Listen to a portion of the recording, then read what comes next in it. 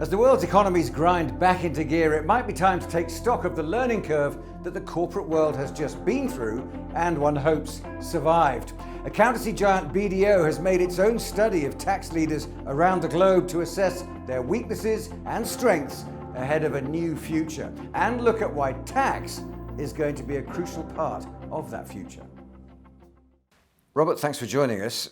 We've all learned so much from this pandemic, the corporate sector, the social sector. One thing that's come up is tax as a mechanism. We've suddenly discovered how important tax is in our lives, and particularly in the corporate sector, not just as a bitter pill to be swallowed, but as something that achieves things in its own ways. We have indeed. I think tax has been one of the most important mechanisms that the governments have used to support businesses and to support people throughout the crisis. So we've had throughout the world tax deferrals, tax holidays. That's probably the usual way you'd expect the tax system to help in a crisis. But in the UK, for example, we've had people's wages being paid, being funded by the government through the tax accounts of employers. Now that's an interesting way to use the tax infrastructure in a way that's probably never been done before. And it's worked. It's worked really well. And throughout this crisis, governments and businesses, everybody has had to think about new procedures, think about new protocols, think about some systems changes, none of which is that easy to do quickly and in a crisis. But the government have put a lot of confidence in the tax authorities' ability to do that with their machinery, and they have done it because the money has got quickly and accurately to the right people. So a job well done. And that must involve quite a rethink as far as the corporate sector is concerned. Perhaps bringing tax departments closer to the decision-making part of a company. Well, it certainly has, and I think that's a trend that it will likely continue. When a crisis threatens your survival, which this crisis certainly does, this old adage about cash flow being king comes right to the fore. Now, cash flow, tax is a huge part of cash flow, whether it be getting reliefs, getting refunds, or simply having deferrals. Tax is the cornerstone of cash flow, certainly for most businesses. And there are huge amounts of tax monies being moved in and out of businesses, not just your own tax liabilities, but businesses, remember, collect tax on behalf of individuals via payroll or on behalf of ultimate consumers in terms of VAT. So getting that understanding of your tax cash flows is absolutely vital, and it will bring tax and the people who deal with tax right into the heart of the boardroom, which is where they should be. So what are the headline issues that small and large companies should be taking with them from this last 6 months? Well, I mean, from a tax perspective, our research tells us that there are two or three really big issues, and those issues are here today, and they're going to be here tomorrow. They're going to be there in the future. The first is just the task of being compliant. We talked about how important tax is in terms of cash flows, but the biggest issue on companies' mind throughout the world, large or small, is can I report correctly? Can I report on time? Do I make my payments correctly and on time? Do I give the information in enough detail for the tax authorities to okay what I've done? The biggest issue is just to be compliant. And that sounds easy to some people, but there's a myriad of taxes in one jurisdiction. Multiply that by 100 if you're in 100 jurisdictions. It's a huge exercise. The second thing would be, which is a corollary of that in some respects, would be to be able to respond effectively to the multitude of tax changes. I mean, tax changes happen all the time, and they're going to continue happening. Right now, in a sense, you're enjoying the tax system because you're getting reliefs, but that will change. The COVID reliefs will be withdrawn eventually, and what will governments do then? They'll have to think about the deficit, and tax reform will be a part of that thinking. So those two things are really constants, and they've never been more so going forward. So the decision makers decide culturally in the company it's time to make some changes, no better time than the present. Someone will suggest, well, let's tear out the software, rebuild the technology from the bottom up. That's always a tempting option, and there'll be plenty of people hawking that kind of solution. But there are mistakes as well as good manoeuvres in that, aren't there? I think there are, for sure. I mean, I think that in tax, the digital journey has been a slow one, relatively speaking. In a wider context, I think it's really important to understand what you're trying to do with technology. I mean, everyone's going to try to do more with less resources, and technology is seen to be the bridge between that conundrum, if you like, and it will be, but only up to a point.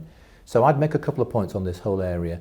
The first is I wouldn't place too many big bets automatically on technology. There are very few projects that come through on time, on budget, and deliver exactly what you wanted. and they're very expensive to maintain, and they're very expensive to change when your environment changes, and your environment changes quite a lot.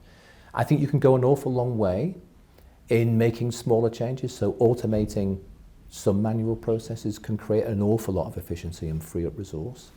And that's not 100% automation. Again, that your cost-benefit equation changes if you push that too far. The way you think about technology is really important, and I think part of that is just understanding it and understanding what your options are. And look, that's why places like BDO are here to help. We have tax technology experts.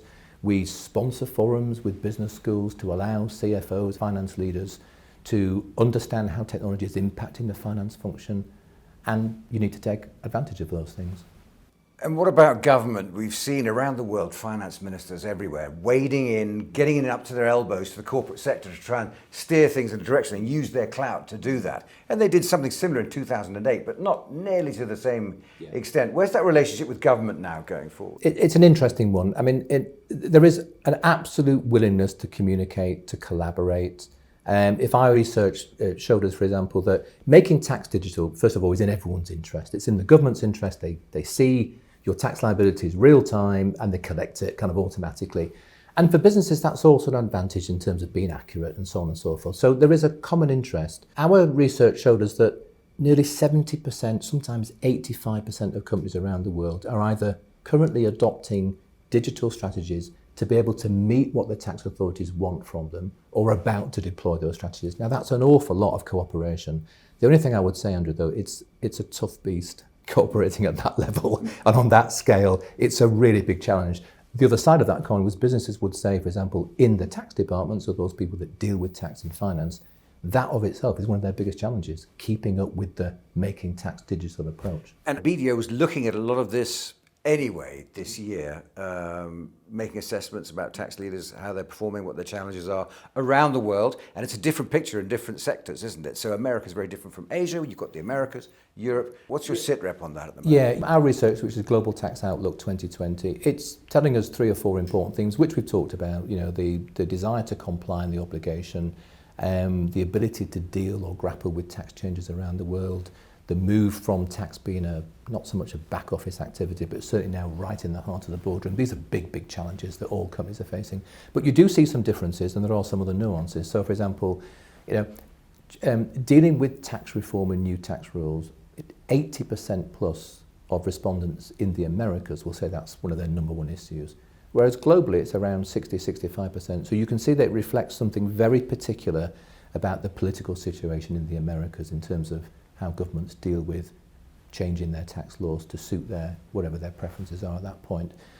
Equally, if you take technology, for example, the biggest issue for the Americas is finding resource, whereas for Asia, they've got resource in technology. It's more about roles and responsibilities and deploying it effectively. So there are some quite subtle differences.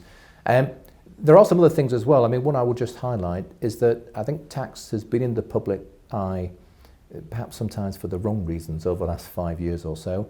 And I think businesses are much more aware that there is a greater stakeholder group involved in looking and wanting to know about how you deal with your tax affairs. And our research tells us that businesses have responded to that. Over 40% of business around the world have told us that they have actively changed their tax governance procedures, how they decide questions on tax, how they approach taxation matters, understanding that there are wider stakeholders who are genuinely and legitimately interested in how they go about doing that stuff. And I think that's a very important development and a welcome one, but we've got a long way to go.